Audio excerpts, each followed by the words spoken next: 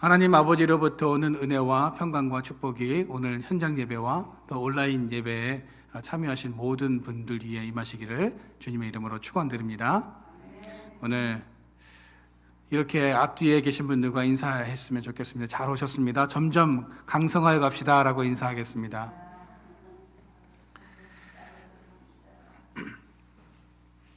어린이 동화 중에 소를 지붕 위로 올려라 라는 그런 책이 있습니다. 사진을 좀 보여주시겠어요? 이 책은 52편의 전래 동화가 담겨져 있으며 어른과 어린이 모두에게 즐거움과 교훈을 주는 그런 책입니다. 이 책에 보면 이런 이야기가 나옵니다. 옛날에 두 친구가 살았는데 한 친구는 아주 부자였고 다른 한 친구는 형편이 그리 좋지 않았습니다. 그 친구는 부자 친구에게 어떻게 하면 부자가 될 수 있는지 그 이유를 묻습니다. 그러자 부자 친구는 식구들에게 이렇게 이야기를 합니다. 소를 지붕으로 올려놓으시오. 그러자 온 식구들이 총동원되어서 집안에 있는 발판이 될 만한 물건들을 모두 다 가지고 와가지고 지붕 위에 올려놓고 소를 지붕 위로 이렇게 닿게 해놓고 소를 지붕 위로 올려놓았습니다. 이것을 본 친구는 집에 돌아와서 똑같이 식구들에게 이야기를 했습니다. 그러자 아내는 낮술을 먹고 와서 지금 술주정하는 거냐고 핀잔을 줍니다.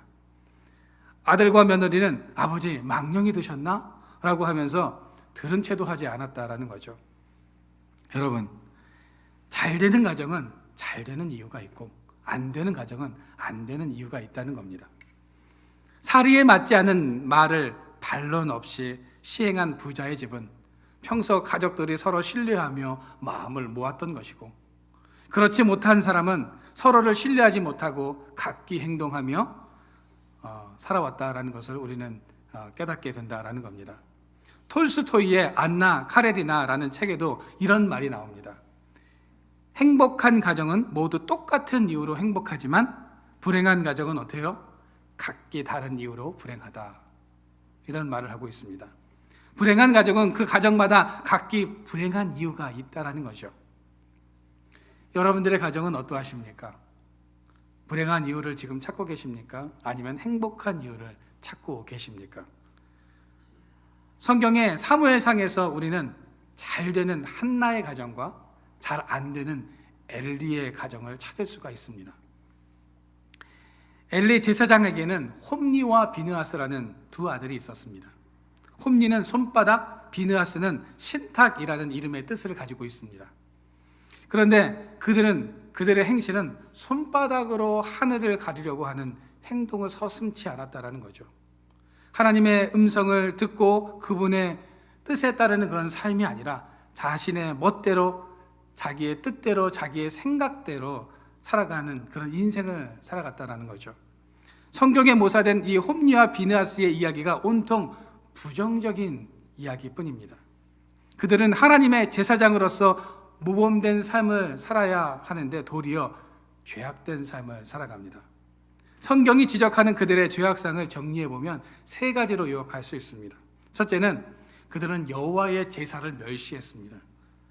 사무엘상 2장 17절 말씀해 보시면 소년들의 죄가 여호와 앞에 심히 크면 그들이 여호와의 제사를 멸시함이었더라 라고 말씀하고 있습니다. 여러 가지 많은 제사를 멸시하는 내용들이 나오는데요. 그 중에서 엘리의 아들들은 제단의 제물을 불살라 하나님 앞에 드리기도 전에 먼저 날고기를 가지고 와서 요리를 해먹는 이런 만행을 저질렀다는 겁니다. 두 번째는 그들은 성적으로 타락했다는 거죠.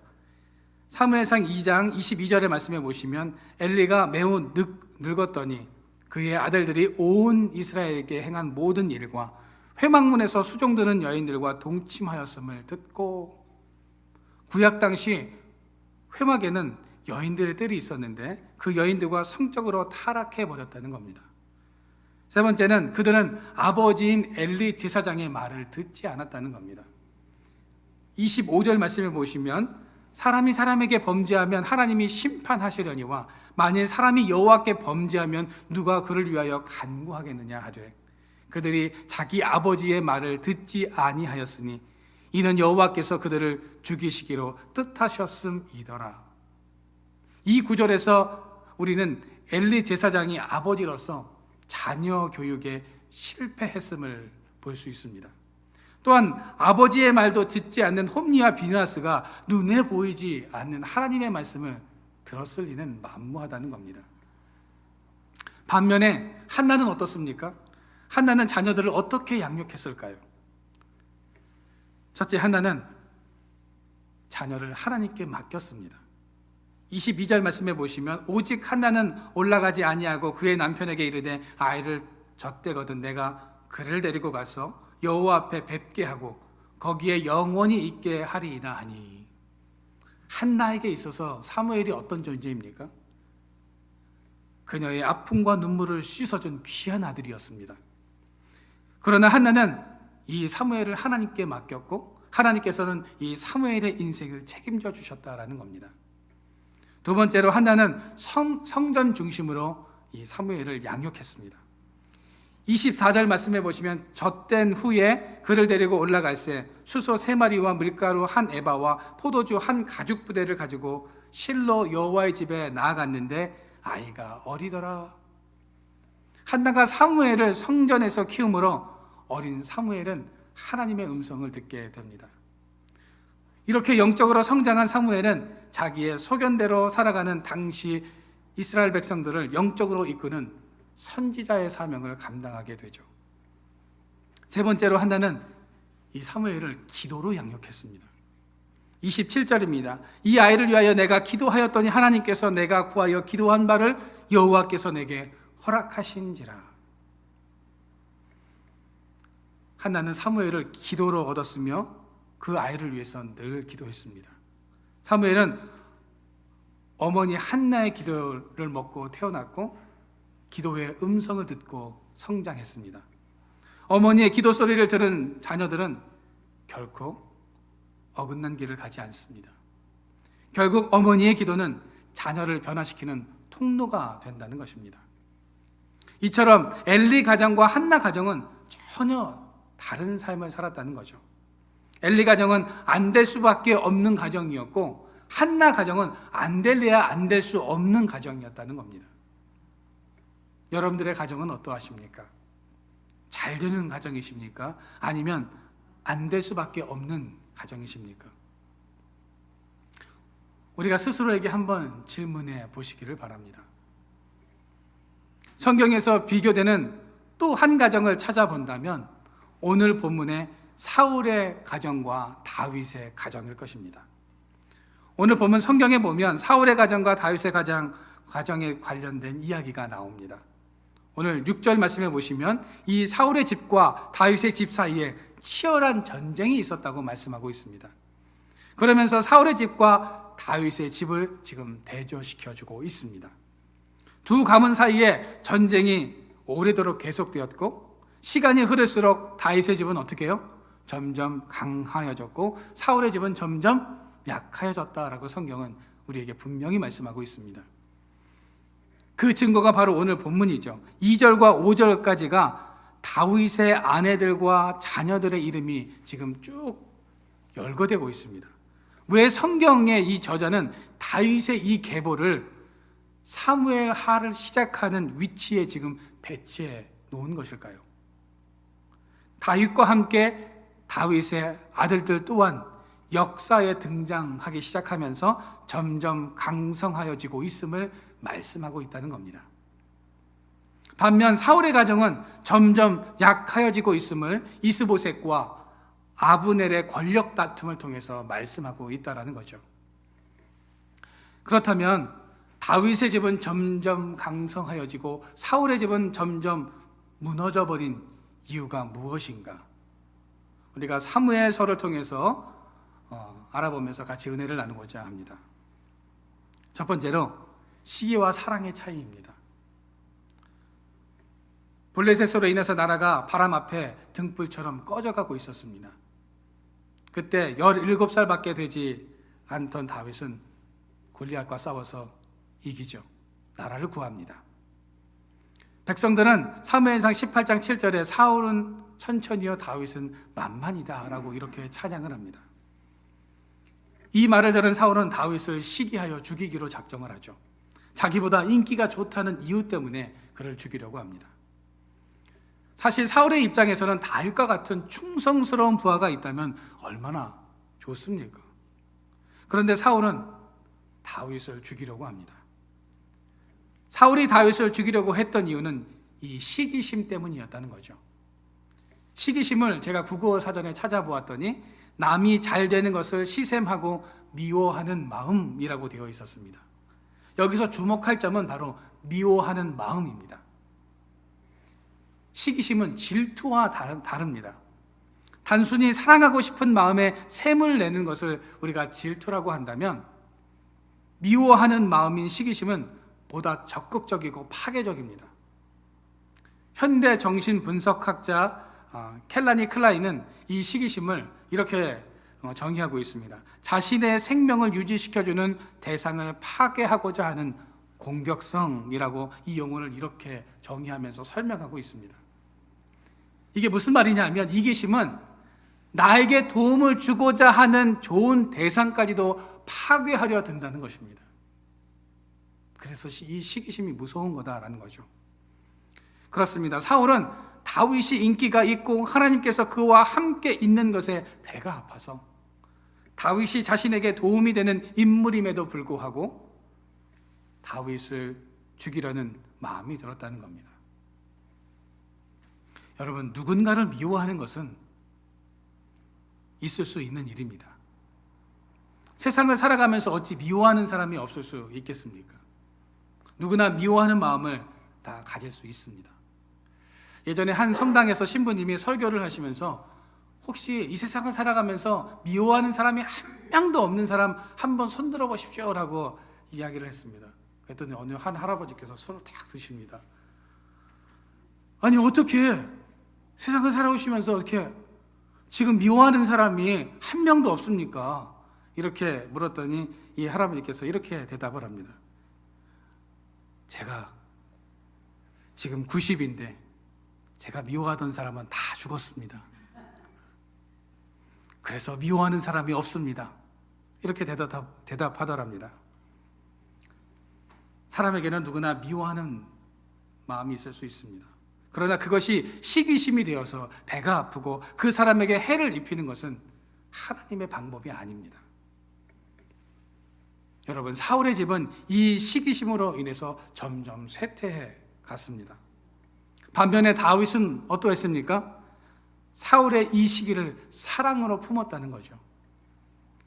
하나님은 이런 마음을 하늘에서 다 지켜보고 계십니다. 그래서 다윗의 집은 점점 강성하여져 갔던 것입니다. 여러분, 창세기의 요셉도 형들의 시기로 인해서 애굽에 팔려갔지만 하나님께서 요셉과 함께 하심으로 형통한 삶을 살았습니다. 시기심을 사랑과 은혜로 덮는 사람은 더 큰 복을 받게 된다는 겁니다. 여러분, 다윗의 집이 강해진 이유가 분명합니다. 다윗의 마음은 사랑으로 채워져 있었기 때문입니다. 성경에서 사랑을 무엇이라고 말씀하고 있습니까? 사랑은 오래 참고 온유하며 시기하지 아니하며 자랑도 교만도 아니하고 무례히 행치 아니하며 자기의 유익을 구치 아니하며 성내지 아니하며 악한 것을 생각하지 않고 불의를 기뻐하지 않고 진리와 함께 기뻐하고 모든 것을 참으며 모든 것을 믿으며 모든 것을 바라며 모든 것을 견디느니라 라고 말씀하고 있습니다. 여러분들은 여러분들의 마음을 무엇으로 지금 채우고 계십니까? 사울처럼 시기심으로 지금 채우고 계신 것은 아닙니까? 우리는 다윗처럼 우리의 마음을 사랑으로 채워야 합니다. 여러분, 오래 참고 계십니까? 온유하십니까? 혹시 시기하고 있지는 않으십니까? 사랑한다며 무례히 행하고 있는 것은 아닙니까? 남이 잘못된 것에 기뻐하며 성내며 악한 것을 생각하는 것은 아닙니까? 바라기는 우리가 시기의 마음을 가지기보다는 사랑의 마음으로 모든 것을 덮을 수 있는 이런 믿음의 삶을 살아가는 저와 여러분들의 삶이 되어지기를 주님의 이름으로 축원드립니다. 두 번째로 회개의 차이입니다. 이스라엘이 아말렉과 전쟁을 할 때였습니다. 하나님께서 사울에게 이렇게 명령하시죠. 지금 가서 아말렉을 쳐서 그들의 모든 소유를 남기지 말고 진멸하되 남녀와 소아와 젖 먹는 아이와 우양과 약대와 나귀를 죽이라 라고 이렇게 말씀을 하셨습니다. 그런데 사울이 이 명령을 어기죠. 사울과 백성이 아각과 그 양과 소의 가장 중요한 것 또는 기름진 것과 어린 양과 모든 좋은 것을 남기고 진멸기를 즐겨 아니하고 가치 없고 낮은 것은 진멸하니라. 이때 하나님께서 사무엘에게 말씀하십니다. 11절 말씀입니다. 내가 사울을 세워 왕 삼은 것을 후회하노니 그가 돌이켜 나를 쫓지 아니하며 내 명령을 이루지 아니하였음이니라. 사무엘은 무슨 일이 지금 사울에게 벌어지고 있는지 궁금해서 사울을 찾아갔습니다. 그때 양과 소의 울음소리가 확 들려옵니다. 사무엘이 사울에게 묻습니다. 이게 무슨 소리입니까? 라고 묻자 사울이 거짓말을 하죠. 나는 전리품을 취하지 않고 모두 진멸하려고 했는데 백성들이 여호와께 제사하려고 양과 소의 가장 좋은 것을 남겨놓았다라고 이렇게 거짓말을 합니다. 사울은 하나님의 말씀을 어겼으면서도 회개하지 않고 비겁한 변명만 지금 늘어놓고 있다는 겁니다. 그러나 다윗은 어떠합니까? 다윗은 완전히 달랐다는 거죠. 우리아의 아내 밧세바와 간음하고 남편을 죽인 사건은 다윗에게 씻을 수 없는 치욕적인 실수였습니다. 그러나 그 후 나단 선지자가 와서 그 죄를 지적했을 때 다윗은 즉각적으로 그 자리에서 회개했다는 겁니다. 여러분, 그림을 하나 좀 보여드리겠습니다. 뭐 하는 그림 같으세요? 딱 봐도 그냥 기도하는 그림이죠. 이 그림의 제목은 다윗의 기도입니다. 1652년 렘브란트가 그린 그림인데요. 이 그림에 보시면 지금 다윗은 침상을 적셔가면서 하나님께 간절히 기도하고 있는 그림입니다. 좀 더 그림을 잘 보시면 다윗이 평소에 즐겨 연주하던 하프가 바닥에 나뒹굴고 있습니다. 이게 하프예요. 하프가 보이십니까? 그리고 다윗의 얼굴과 손 그리고 하프를 잘 보시기를 바랍니다. 검은색으로 칠해져 있는 것을 아마 보실 수 있으실 겁니다. 이것은 다윗이 아직 죄악 가운데 있음을 보여주는 것입니다. 그런데 다윗의 얼굴과 하프 윗부분이 어떻게 되어 있습니까? 아주 밝은 색으로 처리된 것을 아마 보실 수 있을 겁니다. 이것은 하나님의 은혜가 지금 다윗에게 비춰지고 있음을 말해주고 있는 장면입니다. 여러분, 다윗은 지금 모두가 잠든 밤에 홀로 하늘을 향해서 기도를 하고 있습니다. 다윗의 눈을 보면 저 그림에서 보면 너무나 애처롭습니다. 초점 없이 하나님의 용서를 간절히 바라는 눈빛으로 눈물을 흘리면서 기도하고 있다는 거죠. 다윗은 무엇이라고 기도했을까요? 그 기도 내용이 성경에 기록되어 있습니다. 시편 51편입니다. 다윗이 범죄한 후에 회개하면서 지은 유명한 시입니다. 그 시편을 다 읽을 수는 없지만 제가 몇 부분을 좀 읽어드리면, 하나님이여 주의 인자를 조차 나를 긍휼히 여기시며 주의 많은 자비를 조차 내 죄가를 도말하소서. 나의 죄악을 맑게 씻기시며 나의 죄를 깨끗이 제하소서. 물은 나는 내 죄가를 아우니 내 죄가 항상 내 앞에 있나이다. 주의 얼굴을 내 죄에서 돌이키시고 내 모든 죄악을 지워주소서. 하나님이여 내 속에 정한 마음을 창조하시고 내 안에 정직한 영을 새롭게 하소서. 나를 주 앞에서 쫓아내지 마시며 주의 성령을 내게서 거두지 마소서라고 기도하고 있습니다.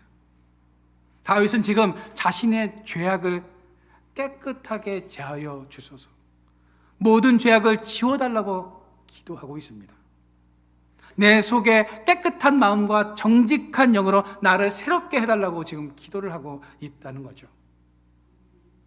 나를 쫓아내지 마시고 주의 성령을 내게서 거두어 달라고 지금 고백하며 호소하고 있습니다. 이것이 바로 다윗의 위대한 점입니다. 여러분, 사울은 회개하지 않았고 뉘우침도 없었습니다. 단지 변명과 거짓뿐이었습니다. 하나님의 명령보다 자신의 감정이 더 중요했고 하나님의 뜻보다는 자신의 생각이 더 중요했다는 거죠. 그러나 다윗은 빠른 회개를 했습니다. 다윗은 하나님의 함께 하심이 얼마나 중요한 것인가를 잘 알고 있었습니다. 그래서 철저하게 하나님 앞에 회개합니다. 단순히 자신의 잘못을 용서해달라는 기도가 아니라 하나님 앞에서 나를 쫓아다니지 마시고 성령을 거두지 말아달라고 지금 간절히 기도하고 있는 것입니다. 여러분, 우리는 다윗처럼 철저하게 우리의 삶을 되돌아보면서 회개하는 삶을 살아야 합니다. 하나님께서 내 안에 거하고 내가 주님 안에 거하는 삶을 살아가게 해달라고 간구하는 인생들이 되시기를 바랍니다. 하나님께서 원하시는 것이 무엇인가를 분별해낼 수 있는 영안이 열려지기를 소망합니다. 무엇보다 한나처럼 다윗처럼 늘 하나님께 기도하고 간구하는 인생들이 되시기를 주님의 이름으로 축원드립니다. 세 번째로 마음의 차이입니다. 사울은 자기 마음에 들지 않는 사람들은 어떻게 했습니까? 무조건 죽였습니다. 다윗이 수금을 탈 때 다윗을 죽이려고 했고 골리앗을 죽이고 다윗의 인기가 상승을 하자 이 다윗을 죽이려고 합니다. 다윗이 사울을 피해 도망 다닐 때 제사장 85명이 다윗에게 협조했다는 이유만으로 그 제사장 모두를 죽입니다. 사울은 잔인한 사람이었고 자기 마음에 들지 않는 사람이면 무조건 죽이는 살인자였습니다. 이처럼 사울의 마음은 늘 악했음을 우리가 알 수 있다는 거죠. 용서와 자비, 사랑과 포용의 마음이 전혀 없었습니다. 그로 인해서 사울과 그의 집은 점점 약하여지는 계기가 되었다는 겁니다. 그러나 다윗은 어떠합니까? 다윗은 포용하고 끝까지 인내하는 모습을 보여줍니다. 압살롬이 다윗을 죽이려고 하자 다윗은 도망을 가죠. 이때 시므이가 따라와서 다윗을 향해서 저주를 합니다. 뭐라고 저주합니까? 사무엘하 16장 7절부터 8절 말씀해 보시면 피를 흘리는 자여, 사악한 자여, 가거라, 가거라. 사울의 족속의 모든 피를 여호와께서 내게로 돌리셨도다. 그로 인해서 내가 왕이 되었으나 여호와께서 나라를 내 아들 압살롬의 손에 넘기셨도다. 보라, 너는 피를 흘린 자이므로 화를 자초하였느니라 하는지라. 이 말을 듣는 아비새 장군이 다윗에게 이렇게 말을 합니다. 9절 말씀입니다. 이 죽은 개가 어찌 내 주 왕을 저주하리이까? 청하건대 내가 건너가서 그의 머리를 베게 하소서. 여러분, 다윗 왕이라고 왜 화가 나지 않았겠습니까? 당장이라도 가서 추궁하고 말을 듣지 않으면 죽이고 싶은 그런 마음이 다윗에게도 인간이기 때문에 그런 마음이 아마 분명히 들었을 겁니다. 그런데 다윗은 이렇게 이야기를 합니다. 11절 말씀입니다. 내 몸에서 난 아들도 내 생명을 헤아려 하거든 하물며 이 베냐민 사람이랴. 여호와께서 그에게 명하신 것이니 그가 저주하게 내버려 둬라. 여러분은 누가 여러분을 저주를 하는데 그냥 그래 하나님의 말씀이다 라고 참으실 수 있으시겠습니까? 쉽지 않죠.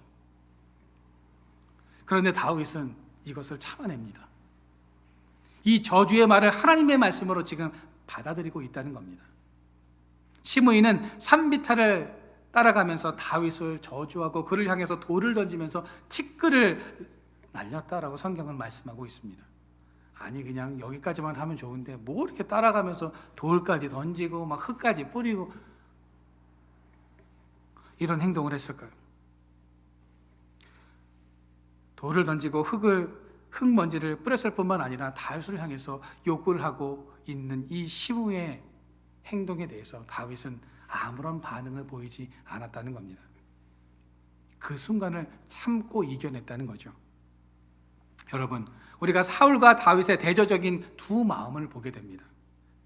사울의 죽이려는 마음과 다윗의 사랑과 포용의 마음을 우리는 알 수 있다는 거죠. 하나님께서는 어떤 마음을 더 사랑하실까요? 우리는 어떤 마음을 품어야 하는 것일까요? 성경은 우리에게 어떤 마음을 가져야 하는지를 우리에게 분명히 말씀하고 계십니다. 빌립보서 2장 5절 말씀입니다. 우리가 이 2장 5절 말씀을 같이 한번 읽어보도록 하겠습니다. 너희 안에 그리스도 예수의 마음이니 라고 말씀합니다. 우리는 그리스도의 마음을 품어야 한다는 겁니다. 예수님이라면 어떻게 하셨을까 하는 이 마음이 우리 가운데 있어야 한다는 거죠. 이런 생각과 마음을 가지고 우리는 이웃을 대해야 합니다. 여러분, 우리가 이 땅을 살아갈 때 좀 더 인내하시고 좀 더 사랑하시고 좀 더 희생하는 이 예수님의 마음을 가지고 오늘을 살아가는 우리 모두가 되어지기를 주님의 이름으로 축원드립니다. 마지막 한 가지만 더요. 네 번째로 동행의 차이입니다. 사울은 하나님을 떠났고 다윗은 하나님과 동행하는 삶을 살았습니다. 사울은 하나님의 명령과 말씀보다 자신의 생각을 훨씬 더 중요하게 여겼습니다. 그래서 마음대로 행동했고 하나님이 계시지 않는 것처럼 행동했다는 겁니다. 그래서 하나님께서도 사울을 떠나셨습니다.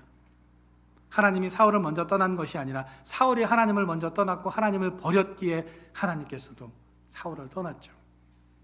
하나님을 떠난 사울의 삶이 어떠했습니까? 악신이 그를 번뇌케 했습니다. 그 안에 악령이 사울을 지배했다는 거죠. 이렇게 하나님을 떠난 사람이 잘 될 리가 있겠느냐 하는 겁니다. 물을 떠난 물고기가 어떻게 살 수 있겠습니까? 물고기가 물을 떠나면 그 결과는 뻔한 것 아닙니까? 그러나 다윗의 집에는 항상 하나님이 함께 하셨습니다. 성경의 여러 곳에서 이 사실을 우리가 발견할 수 있죠. 사무엘하 5장 10절 만군의 하나님 여호와께서 함께 계시니 다윗이 점점 강성하여 가니라. 사무엘하 7장 9절 내가 어디를 가든지 내가 너와 함께 있어 내 모든 대적을 내 앞에서 멸하였은즉 세상에서 존귀한 자의 이름과 같이 내 이름을 존귀케 만들어 주리라 라고 말씀하십니다. 사무엘하 8장 6절이요. 다메섹 아람의 수비대를 두매 아람 사람이 다윗의 종이 되어 조공을 바치니라. 다윗이 어디로 가든지 여호와께서 이기게 하시니라. 여러분들의 가정에도 이런 하나님의 복으로 넘쳐나기를 소망합니다. 한번 여러분들이 이 성경 구절을 우리가 읽으면서 한번 따라해 보셨으면 좀 좋을 것 같아요. 자, 한번 화면을 띄워주시겠어요? 저기 땡땡이라고 되어 있는 부분에 성함을 넣으시는 겁니다. 예를 들면 호영이가 점점 강성하여 가니라. 이렇게 이름을 성함을 넣으시면 되겠습니다. 우리가 한번 해보도록 하겠습니다. 시작하면 성함을 넣으시고 같이 한번 읽어보겠습니다. 시작. 호영이가 점점 강성하여 가니라. 다시요. 두 번째요. 시작. 호영이가 어디를 가든지 내가 호영이와 함께 있어 모든 대적을 호영이 앞에서 멸하였은즉 세상에서 존귀한 자의 이름과 같이 호영이의 이름을 존귀케 만들어 주리라. 세 번째요. 시작. 호영이가 어디를 가든지 여호와께서 이기게 하시니라. 아멘. 아멘. 여러분, 이 축복의 말씀을 믿으십니까? 여러분, 우리 가정을 향해서 이런 축복의 말씀을, 또 나를 향해서 이런 축복의 말씀을 선포하시기를 바랍니다. 우리 가문에 있는 모든 저주는 끊어지고 내가 어디로 가든지 하나님께서 이기게 하시며 내 이름을 존귀케 하실 것이라는 이런 믿음을 가지고 오늘을 살아가시기를 바랍니다. 하나님이 함께하는 가정은 강하여 가고 축복이 임할 수밖에 없습니다. 왜냐하면 하나님은 복의 근원이시기 때문입니다. 그렇습니다. 하나님은 사랑으로 넘쳐나는 가정, 회개하며 늘 기도하는 가정, 예수님의 마음을 품는 가정, 하나님과 동행하는 가정을 점점 더 강하게 하십니다. 바라기는 우리가 어디로 가든지 존귀하게 되며 이기는 삶을 통해서 우리 가정이 복의 통로가 되어지고 강성화해지는 이런 놀라운 역사가 일어나기를 주님의 이름으로 축원드립니다. 기도하겠습니다. 사랑의 하나님, 우리 안에 예수의 마음을 품고 이 땅을 살아가게 하여 주시옵소서. 오늘도 내 생각과 내 뜻이 아닌 주님의 마음을 가지고 온유하며 사랑하며 인내하며 포용하며 회개하는 삶, 주님과 동행하는 삶을 통해 우리 가정이 명문 가문을 이루어가며 강성하여지는 역사가 나타나게 하여 주시옵소서. 축복의 통로가 되게 하여 주시옵소서. 예수 그리스도의 이름으로 기도드립니다.